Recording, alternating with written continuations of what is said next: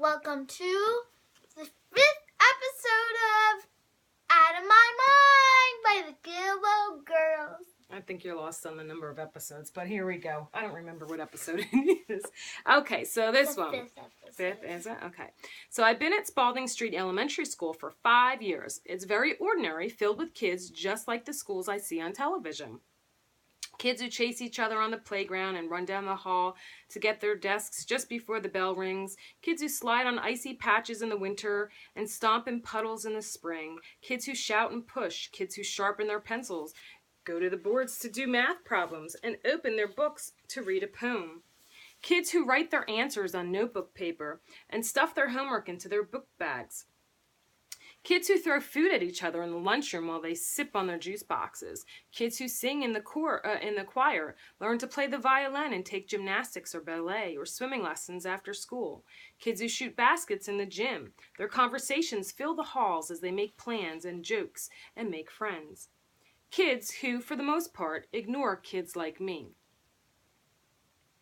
The special needs bus, as they call it, has a cool wheelchair lift built in the door, and it picks me up every morning in front of my house. When we get to school, the drivers take their time and make sure all the belts and buckles are tight before they lower all of us with our walkers and wheelchairs or crutches or helmets down the bus lift, one by one to the ground. Then an aide will roll us or help us walk over to the waiting area. When the weather is bright and sunny, we sit outside the school. I like to watch the regular kids as they play Foursquare while they wait for the bell to ring. They look like they're having so much fun. They ask one another to play, but no one ever asks any of us. Aww, Not that we could, anyway, but it would be nice if somebody would say hi. I guess the Foursquare players must think we're all so backward and that we don't care that we get treated like we're invisible. Okay, so we can go ahead and stop there. Well, it's kind of sad because she likes the regular kid, but she can't go out and play like they can and be a regular kid. So, and that takes I would be sad if I was in her position. Well, actually, you were, but you don't remember. There was an incident when we first moved here, and she started in pre-K, and they were every time they would go outside.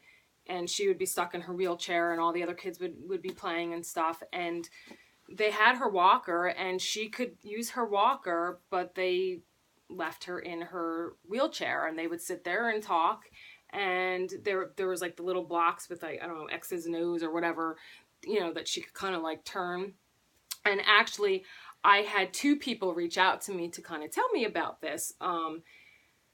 So I went in not once but twice, and I found her in her wheelchair outside while they were all talking. When at this time, you know, they should have had her in her walker or had her pushed up with the wheelchair with the other kids or trying to get her involved in some of the other stuff.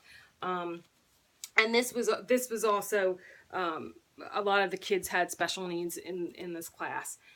So, and actually that teacher got reprimanded.